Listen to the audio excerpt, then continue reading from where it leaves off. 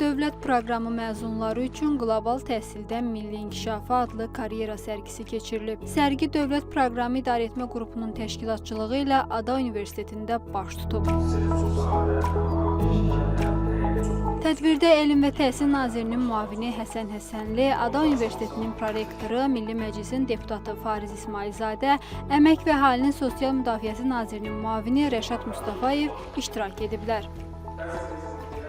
Bildiyiniz kimi, Cənab Prezidentin təsdiq etdiyi xarici təhsil üzrə dövlət proqramı çərçivəsində artıq 1700-dən çox gəncimiz dünyanın ən aparıcı universitetlərində təhsil almaq üçün xaricə göndərilibdir. Və biz həqiqətən sevinirik, çünki həm onların sayı artır, müraciət edən namizədlərin keyfiyyəti artır, həm də onların qəbul olduğu universitetlərin reytinqində biz bu artımı müşahidə edirik. Bu gün isə istər Elm və Təhsil Nazirliyi, istər Əmək və Əhalinin Sosial Müdafiəsi Nazirliyi, istər Dövlət Neft Fondu ilə birgə burada olmamızın səbəbi odur ki, onlarla daha yaxından tanış olaq. Mənim özüm üçün maraqlıdır. Özüm də dövlət proqramı məzunuyam. Onlarla söhbət edib biz onlara necə kömək edə bilərik ki, onlar da ölkəmizə aldıqları təhsil, qazandıqları bacarıq nəticəsində maksimum töhfə verə bilsinlər. Düşünürük ki, həqiqətən böyük potensial var və biz də əlimizdən gələni edirik ki, həmin gənclər özləri üçün həm karyera qura bilsinlər, həm həyat qura bilsinlər və ölkələrinin də inkişafına dəstək olsunlar.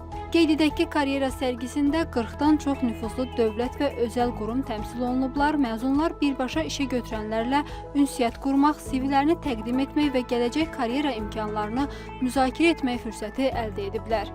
Böyük Britaniyada Sheffield Universitetində magistratura dərəcəsi üzrə informasiya sistemləri ixtisası üzrə fərqlənmə ilə bitirmişəm. Dövlət Neft Fondunun vəsaitinə təhsil almışam, aydın olduğu kimi. Bir neçə fəaliyyətim olub. Xaricdə təhsil təcrübəsi ilk növbədə fərqli ölkənin adət-ənənəsinə məruz qalırsan. Uzun illər formalaşmış təhsil ənənəsi var. Orada sən təhsil aldığın müddətdə nəinki fərqli akademik biliyə ilə yiyələnirsən, eyni zamanda şəxs olaraq formalaşırsan fərqli sferalar üzrə. Böyük fürsətdir, tələbələr üçün böyük şansdır.